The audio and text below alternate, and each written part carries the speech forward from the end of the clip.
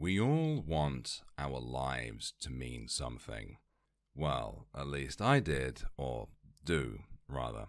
I'm generally of the mind that human beings, regardless of cultures or backgrounds, do want and desire to perpetuate what they might see as good into the world. After all, pain is temporary. Pride is forever. Unless you're me, in which case both are forever, yeah!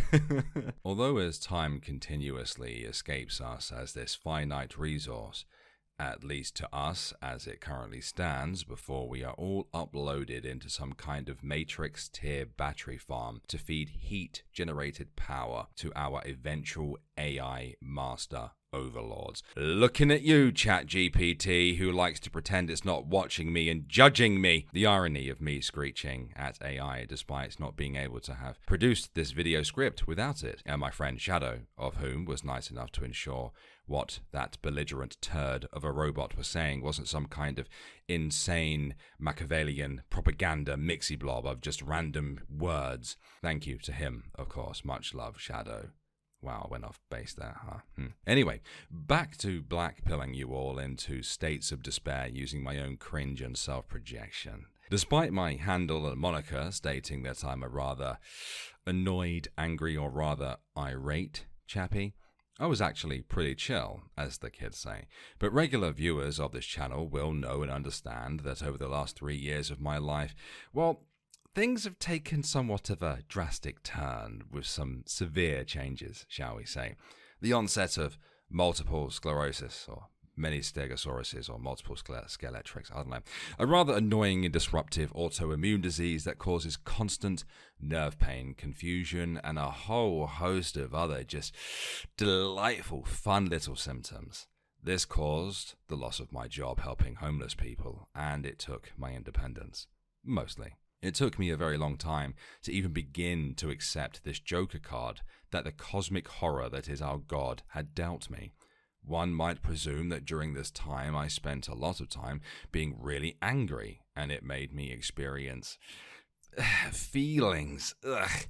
Time began to escape me, and my time on YouTube pretty much came to a grinding halt. You know what else crap like that causes? Identity crises. And considering my age, probably an early midlife crisis too, considering neurologists were like, "Oh, hi Alex, not only do you have this disease that is going to screw with your mobility, ability to think and remember things, rob you of your job and make you super sensitive to heat. Hey, silver lining though, +10 to cold resistance, am I right Alex? Yeah, but it's gonna nab probably somewhere in the region of 7 to 10 years of your life. Okay, bye!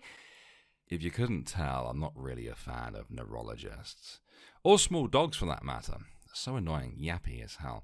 Can you tell that this part wasn't written by an AI?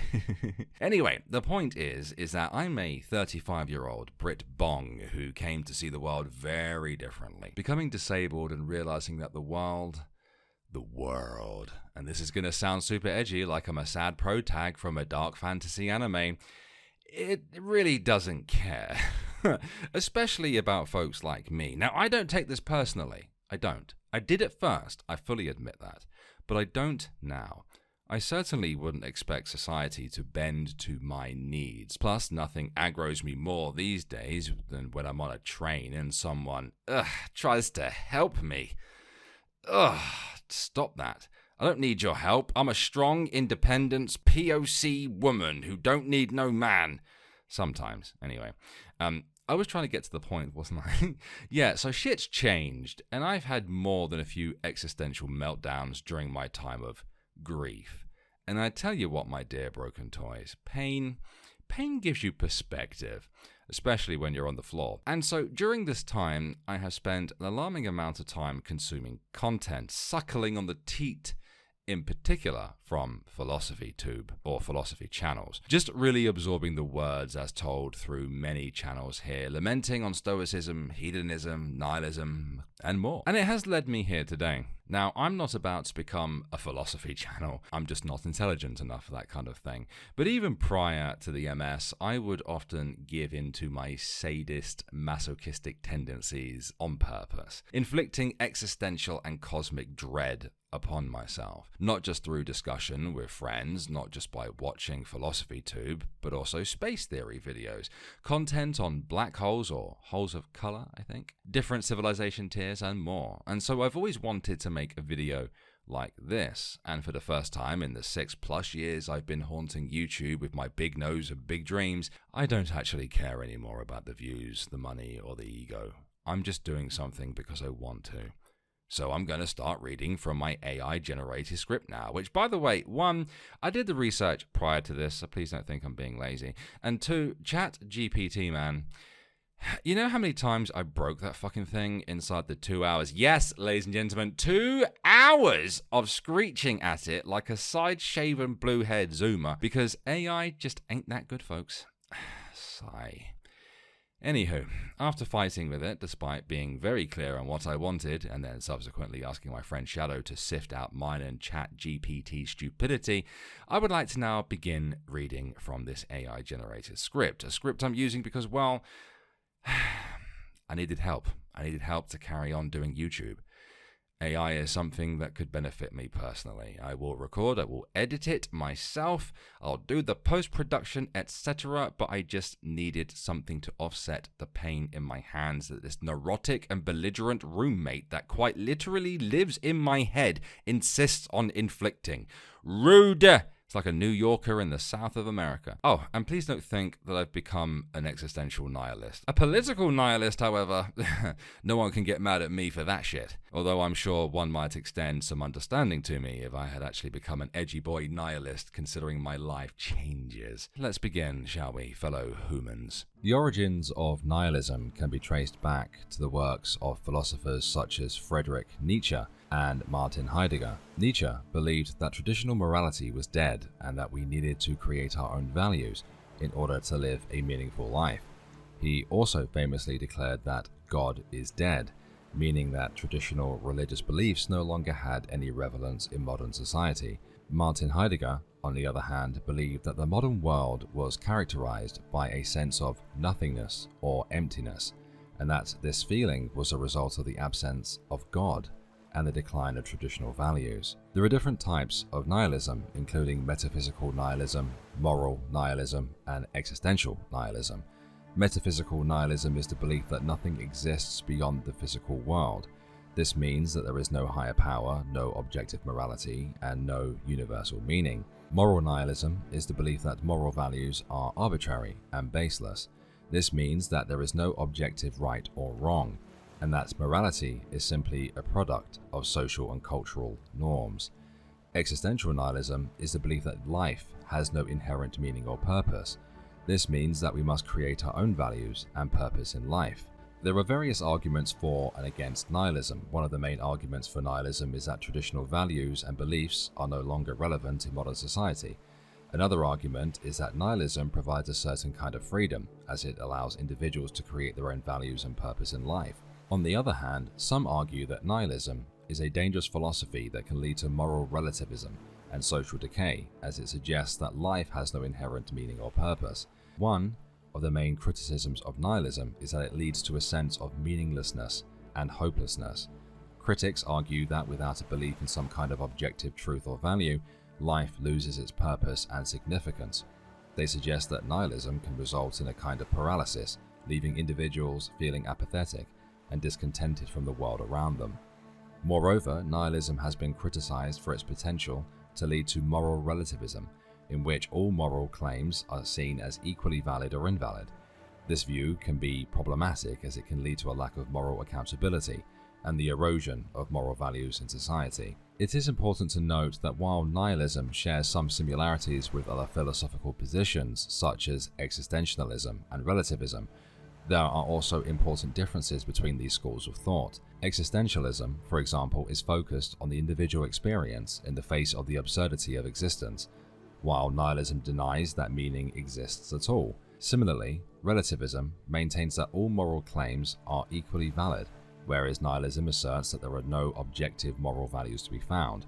Overall, while nihilism has been subject to criticism, it remains an important philosophical position that continues to influence contemporary culture. Its themes of existential angst and disillusionment reflect a sense of disaffection and the search for meaning in an uncertain world. There are other philosophical schools of thought that relate to or argue against nihilism, including Stoicism and existentialism. Stoicism is a philosophical school of thought that emphasizes the importance of self-control and rationality. It originated in ancient Greece and was developed further by the Roman philosopher Seneca and the emperor philosopher Marcus Aurelius. Stoicism is often seen as a direct response to the uncertain and turbulent times in which it emerged, with its followers striving to find inner peace and stability in a world that seemed chaotic and predictable. One of the key principles of Stoicism is the idea of accepting things as they are and not being attached to external outcomes. This emphasis on the power of the individual to control their own thoughts and emotions makes Stoicism a natural ally to nihilism in some ways. However, Stoicism differs from nihilism in several important ways. While nihilism posits that life has no inherent meaning or purpose, Stoicism argues that individuals should strive to live according to a set of moral principles and values, even in the face of adversity. In this framework of finding meaning and purpose in life, even in the absence of any objective meaning or purpose. Existentialism is another philosophical school of thought that is often seen as being related to nihilism. It emerged in the 20th century and is characterized by its emphasis on individualism, freedom, and the importance of subjective experience. Existentialists argue that individuals are free to create their own meaning and purpose in life, and that this freedom comes with its own great responsibility. In some ways, existentialism could be seen as an attempt to reclaim agency and meaning in the face of nihilistic worldview. However, unlike nihilism, which tends to view the absence of objective meaning as a negative thing, existentialism embraces this absence and argues that it is precisely what gives individuals that freedom to create their own meaning and purpose. Despite their differences, nihilism, stoicism, and existentialism all share a common interest in the nature of meaning and purpose in life. While nihilism suggests that life has no inherent meaning or purpose, stoicism offers a way to find meaning and purpose, and existentialism suggests that individuals are free to create their own. By exploring these different philosophical schools of thought, individuals can gain a deeper understanding of the nature of meaning and purpose and how they may find it. Nihilism has important implications in modern society, especially in regards to social and political engagement. The emphasis on personal responsibility and autonomy can lead individuals to question societal norms and expectations, which can be positive for social progress. However, the rejection of all values and meaning can also lead to apathy and detachment from social and political engagement. This is particularly concerning in today's society, where apathy and detachment are increasingly prevalent. The rise of social media and virtual communities has given individuals the illusion of connection without actually fostering meaningful relationships. This can contribute to the feeling of isolation, which can be further exacerbated by nihilistic beliefs. May I point at the incel community, for example. Furthermore, the rejection of societal norms and values can lead to a lack of motivation and direction, making it difficult for individuals to engage in meaningful work or contribute to society in a positive way. This can ultimately lead to a sense of purposelessness and despair, which can be harmful to both individuals and society as a whole.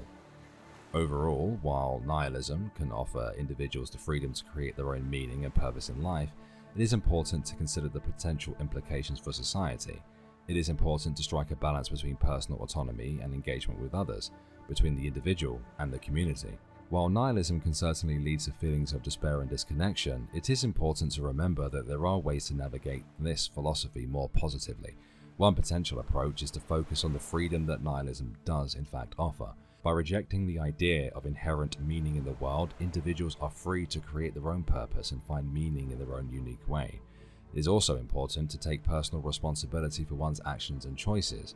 Without the guidance of external values and morals, individuals must rely on their own sense of morality and ethical code. This can lead to a sense of empowerment and autonomy, as well as a stronger sense of personal identity. Practicing mindfulness, for example, and gratitude can also be helpful in combating feelings of emptiness or despair by focusing on the present moment and finding appreciation for the small things in life. Individuals can cultivate a sense of purpose and fulfillment. Additionally, engaging in activities that align with personal values and passions can help provide a sense of direction and motivation. This could be anything from volunteering for a cause, pursuing a creative endeavor, or simply spending time with loved ones. Navigating nihilism in a positive way requires a willingness to embrace that uncertainty and embrace the freedom that comes with it. By doing so, individuals can create their own unique path in life and find meaning in their own way. It is important to note that while nihilism can be a difficult philosophy to grapple with, it is not necessarily a pessimistic or fatalistic one.